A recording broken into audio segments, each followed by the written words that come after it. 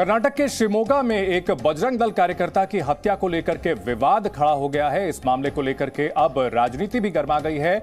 वहीं अलग अलग जगहों पर अब प्रदर्शन भी शुरू हो गए हैं। पूरे मामले को लेकर के राज्य सरकार अलर्ट मोड पर है और हालात को काबू में करने की कोशिश कर रही है। वहीं सियासत भी तेज हो गई है। पूरे शिमोगा में धारा 144 लागू कर दी गई है। साथ ही साथ अगले कुछ दिनों के लिए स्कूल कॉलेजों को भी बंद कर दिया गया है। 26 साल के हर्षा की कल रात चाकुओं से गोद करके हत्या कर दी गई।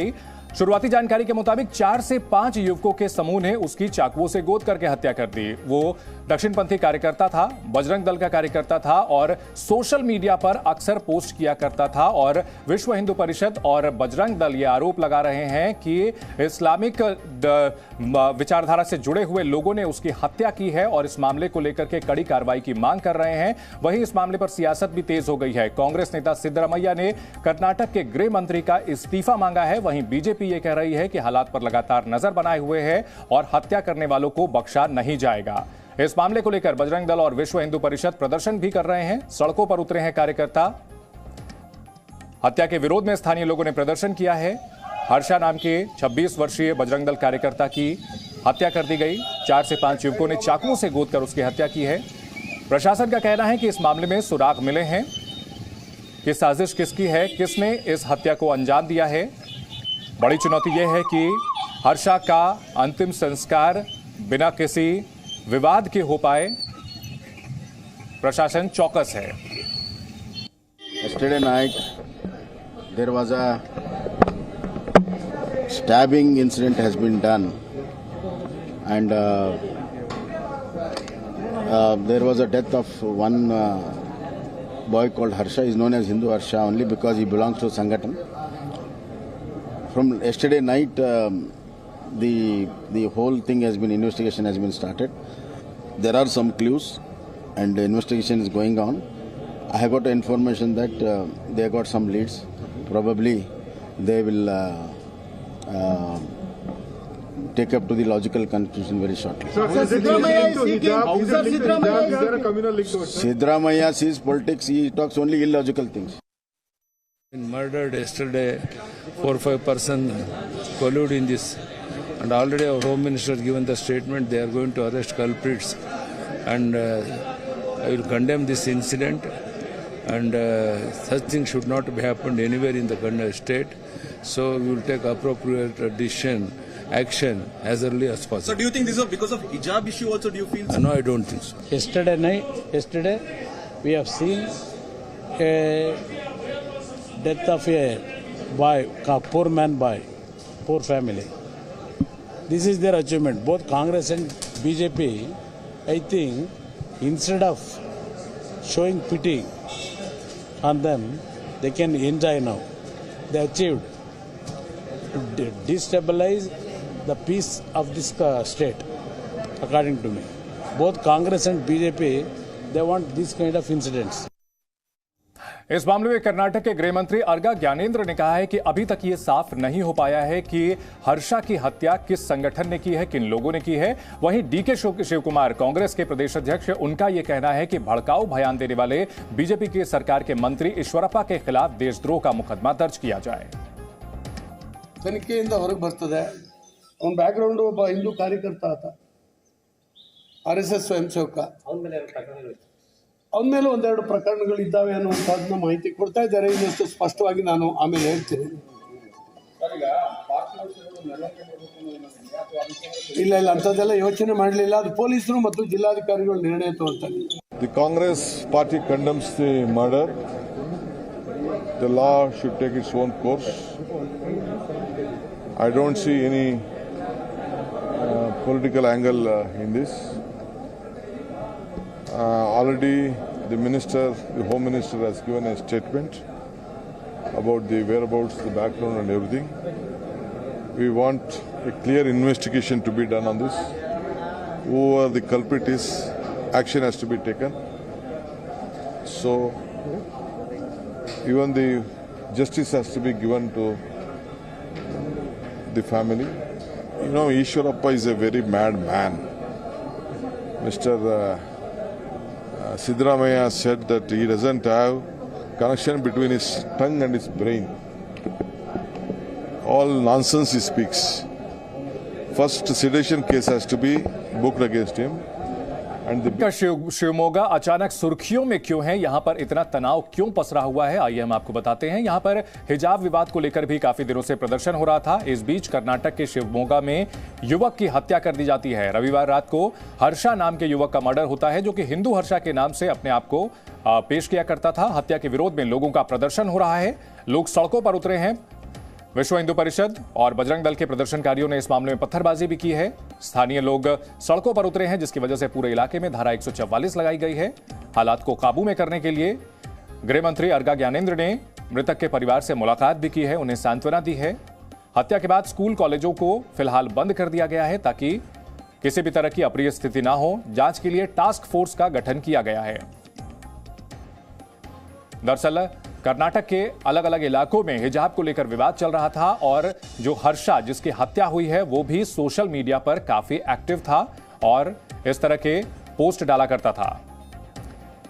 और इस पर चर्चा के लिए हमारे साथ दो खास मेहमान जुड़ चुके हैं। मुस्लिम स्कॉलर अली कादरी हमारे साथ हैं, विजय शंकर तिवारी हैं जो कि विश्व हिंदू परिषद के नेता हैं, और इस जयपाल हमारे सहयोगी भी हमारे साथ जुड़ चुके हैं। सबसे पहले जयपाल, जानना चाहेंगे अभी प्रशासन की ओर से क्या कार्रवाई की गई है और फिलहाल क्या स्थिति है अभी शिवमोगा में? जी देखिए, कल रात से ही शिवमोगा के अंदर में स्थिति काफी तनावपूर्ण है और यही वजह है कि वहां पर पूरे शहर के अंदर में 144 धारा लगाई गई है और स्कूल कॉलेजेस को बंद कर दिया गया है। हालांकि इस वक्त शहर में सब कुछ साधारण रूप से चल रहा है, पुलिस की बहुत कड़ी गश्त है, लेकिन फिर भी एक अजीब सी खामोशी है, कह सकते हैं एक अजीब सी आशंका जरूर है लोगों के बीच में। और यही वजह है कि पुलिस के लिए सबसे बड़ी चुनौती यह है कि इस वक्त जिन लोगों ने हत्या की है उसकी तह तक पहुंचे, उनको पकड़े। और ये वहां की स्थिति है। फिलहाल जो है हर्षा का जो पोस्टमार्टम हो चुका है और उसके शव को कड़ी पुलिस की निगरानी के बीच उसके घर ले जाया गया है, तो अंतिम संस्कार उसका आज किया जाएगा और ये सब कुछ पुलिस के पूरी कड़ी सुरक्षा के बीच किया जाएगा। जी साथ ही ये जानना चाहेंगे कि प्रशासन के पास किस तरह के सुराग लगे हैं हत्या को लेकर के, क्या कोई सीसीटीवी फुटेज या किसी चश्मदीद से कोई जानकारी मिली है? क्या सुराग हैं प्रशासन के पास या फिर अभी खाली हाथ है? जी देखिए, मुख्यमंत्री ने अभी थोड़ी देर पहले मीडिया से बात की है और उन्होंने बताया है कि उनके पास पुलिस के पास कुछ ऐसे वाइटल क्लू मिले हैं जिससे कि वो इस हत्या के कारण और किन लोगों ने की है उस तक पहुंचा जा सकता है। पुलिस अभी उसके ऊपर में काम कर रही है। पुलिस अपनी तरफ से अभी किसी चीज का खुलासा नहीं कर रही है, क्योंकि जाहिर है कि वो बहुत ज्यादा खुलासा करना भी नहीं चाहेगी, क्योंकि अगर एविडेंस वो सामने में ले आएगी तो जो हत्यारे हैं वो सतर्क हो सकते हैं। लेकिन जिस तरह के मुख्यमंत्री का दावा है कि उनको क्लू मिले हैं, तो जरूर उम्मीद की जानी चाहिए कि जल्द ही पुलिस उन लोगों तक पहुंच जाएगी। जी, हमारे साथ दो खास मेहमान बने हुए हैं। विजय शंकर जी, जब पुलिस इस पर काम कर रही है, टास्क फोर्स का गठन कर दिया गया है, फिर सड़कों पर प्रदर्शन करने की क्या जरूरत थी? विश्व हिंदू परिषद और बजरंग दल कार्यकर्ता सड़कों पर क्यों उतरे हैं? देखो, ऐसा है कि अपनी बात रखना ये लोकतंत्र का अधिकार है हमारा, और ये हर्षा जो है हमारा प्रखंड का और प्रखंड का जो हमारा संयोजक हर्षा है, उसको पिछले 2 साल से धमकियां मिल रही थी। जी, ये एसडीपीएफ और पीएफआई के जो गुंडे हैं, इनके आतंकी हैं और कर्नाटक में इनका बड़ा प्रसार है, तो उन लोगों के द्वारा हमारे इस कार्यकर्ता की हत्या हुई है। जी, अब हम एक बहुत बड़ी विडंबना इस देश की है कि जो लोग अभिव्यक्ति की आजादी की बात करते हैं, अभिव्यक्ति की स्वतंत्रता की बार बार बात करते हैं, तो अपनी बात रखना ये कोई अलोकतांत्रिक है क्या? वो अपनी बात रखता था, सामाजिक विषयों पर रखता था, और इस प्रकार के विषय रखना कोई अभिव्यक्ति के स्वतंत्रता के बाहर की बात नहीं है। इसके बाद भी उसकी नहीं, तो जो लोग ये कहते हैं कि हम डरे हुए हैं, तो क्या इसी प्रकार डरना कहलाता है क्या? ये डरे हुए लोग हैं क्या? ये आतंकी लोग हैं, जलील लोग हैं, ये जल्लाद लोग हैं, और इनको फांसी तक पहुंचाने का काम कर्नाटक सरकार करे। और केंद्र सरकार से मैं ये कहता हूं कि एसडीपीआई और पीएफआई जैसे संगठन पर जैसे सिमी को बंद किया गया था, उसी प्रकार से एसडीपीआई और पीएफआई पर प्रतिबंध लगाया जाए। अली कादरी साहब, वाली इस प्रकार रखनी चाहिए। ठीक है, अली कादरी साहब, एक युवक की हत्या कर दी जाती है और जिस तरह से सोशल मीडिया पर वो पोस्ट डाला करता था, इसको लेकर के ये आरोप लगाए जा रहे हैं विश्व हिंदू परिषद और बजरंग दल की तरफ से कि इस्लामिक कट्टरवादी विचारधारा से जुड़े हुए लोगों ने उसकी हत्या की है। देखिए साहब, अभी तो इन्वेस्टिगेशन पूरी हुई नहीं है और कर्नाटक पुलिस की तरफ से कोई भी जवाब दिया नहीं गया है जी। ना तो किसी पर अभी शक जाहिर किया गया है। तो ये विश्व हिंदू परिषद हो या बजरंग दल हो, इनका काम यही है कि हमारे अपने मुल्क की शांति को भंग करना और किसी तरीके से सांप्रदायिकता फैलाते हुए दो समुदाय में लड़ाना जी। किसी भी हम हत्या की तो तायद कभी नहीं करेंगे। ये जो हत्या हुई है बिल्कुल गलत है जी। और जहां तक के पीएफआई एसडीपीआई का सवाल है साहब, मैं कई बार आप लोगों के नेशनल मीडिया और अपने भाषण के जरिए ये बात बोल चुका हूं कि एसडीपीआई हो या पीएफआई हो, ये दोनों से भी मुसलमानों का कोई ताल्लुक नहीं है। इनकी एक्टिविटीज से मुसलमान सहमत नहीं है। हम अमित शाह जी से इस बात का मुतालबा करे हैं कि बजरंग दल, विश्व हिंदू परिषद, पीएफआई और एसडीपीआई, इन तमाम के ऊपर पाबंदी लगाना चाहिए क्योंकि ये लोग हमारे मुल्क की शांति को भंग कर रहे हैं। इन्हों भी उतने ही है, वो भी इतने ही है। ये दोनों लोग जो है सिर्फ जहर फैलाने का काम करते हैं और जो युवक की हत्या हुई है उसको हम कंडेम करते हैं और उनके घर वालों से हम अपनी पूरी सहानुभूति बताते हैं। जो कोई हत्या हुई है गलत हुई है। वो अभिव्यक्ति की आजादी के तहत पोस्ट डाला करता था, उसकी अपनी जो है वो आजादी थी, वो कर सकता है। ठीक है, अली कादरी साहब, एक वाकये पर आपका ध्यान खींचना चाहूंगा। अहमदाबाद में जो है जो धमाके हुए थे, उसके कातिलों को, उसके जो दोषी थे उनको सजा का ऐलान किया गया, फांसी की सजा का ऐलान किया गया और जमीयत उलमा-ए हिंद की तरफ से ये जो है कहा जाता है, जमाते इस्लामी की तरफ से ये कहा जाता है कि ये फैसला गलत है, उनको कानूनी मदद दी जाएगी, आगे केस को आगे ले जाएंगे। तो ये तो ट्रेंड गलत है ना कि अदालत की तरफ से जो लोग जिनको दोषी करार दिया गया है उनको भी बेगुनाह माना जाता है कुछ धर्मगुरुओं की तरफ से। ना साहब सुनिए, ये तो हमारी अपना तरीका रहा ना कि लोअर कोर्ट में अगर सजा होती है तो हम हायर कोर्ट जाते हैं, हाई कोर्ट में अगर सजा होती है तो सुप्रीम कोर्ट जाते हैं। ये हक आपको मेरे को अपने संविधान ने दिया है।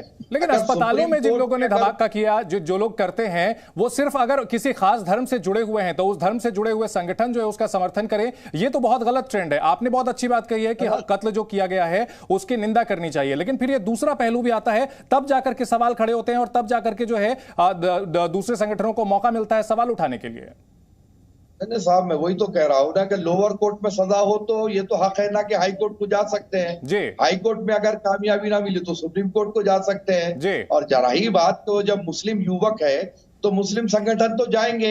इस तरीके से अगर कोई हिंदू युवक का केस होता है तो जो है हिंदू महासभा, उसके परिवार वाले जाएं, उसके परिवार वाले जाएं, समझ में आता है, लेकिन एक संगठन अगर जाता है तो यही समझ में आता है कि धर्म के नाम पर गोलबंदी की जा रही है और फिर ऐसे में आपकी जो अच्छी बातें आपने कही हैं थोड़ी देर पहले, उसके कोई मायने नहीं रह जाते। किशन भरवाड़ जिसकी हत्या हुई थी गुजरात में, उसमें जो है एक मौलाना भी जो है शामिल पाया गया था जिसने कि ब्रेन वॉश किया लोगों का और वहां भी सोशल मीडिया ही मामला था। देखिए साहब, आर्थिक स्थिति अगर किसी की ठीक ना हो तो उसको तो कोई मुस्लिम संगठन जो है मदद करेगा ना साहब जी। तो वो तहत के वो हिसाब से जाते हैं और अगर कोर्ट अगर फाइनली अपनी वर्डिक्ट देता है तो फिर हम कोर्ट के फैसले को तो जरूर मानेंगे। कोर्ट के फैसले के खिलाफ तो हम जाएंगे नहीं, लेकिन इससे भरोसा नहीं हो पाता, इसमें डबल स्पीक हो रहा है। खैर, बहुत शुक्रिया आपका अली कादरी साहब, विजय शंकर जी, आपका हमारे साथ बात करने के लिए, इस बड़ी खबर पर जुड़ने के लिए। रुकेंगे एक छोटे से ब्रेक के लिए। Presenting B news app available on Google Play and App Store. Download it now.